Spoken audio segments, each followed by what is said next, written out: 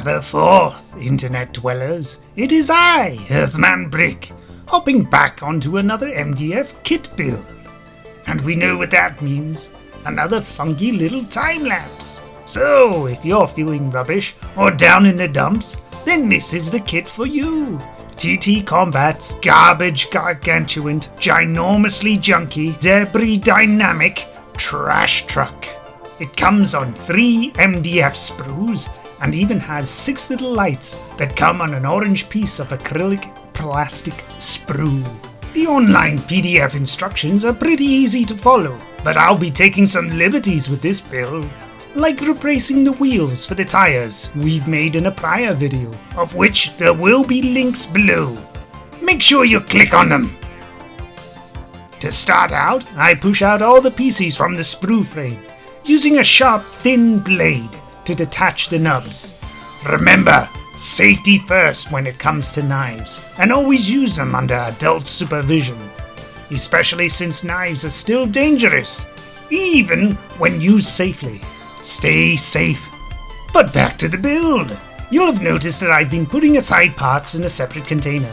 These are either excess sprue pieces or parts that I will be fully replacing. The wheels you get in this build are perfectly serviceable, but I fully intend to use them as giant cogs in some future projects I have coming up later this year. More on those in a future video. Some resources I add to the kit is one of my favorites, cable ties. These are added to hide the seams.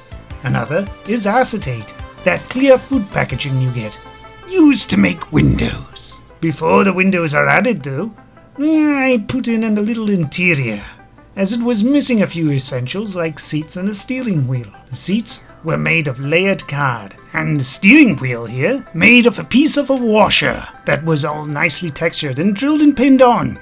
I did add some gauges as well, but you can't see them. The windows are later muddied up, so I don't even know why I bothered. But if we spin the truck around, we can see the caboose of it.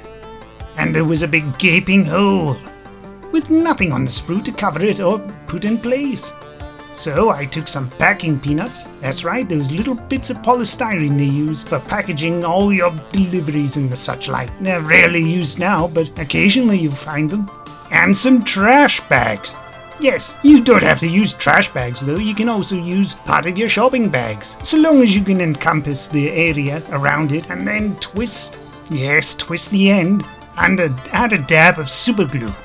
That should hold it in place.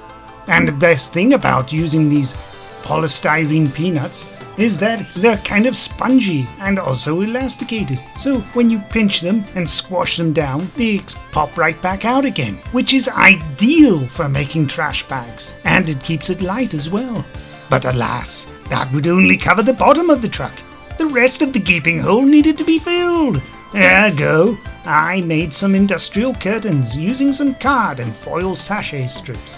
Sachet strips is something I would never have even considered using for crafting with before, if not for my father's urge to cut them off previously, so he could use them for his fishing lures.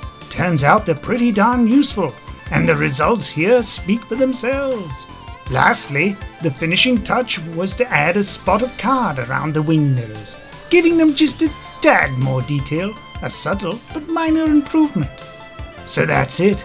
Another time-lapse and another fine MDF vehicle from TTCombat.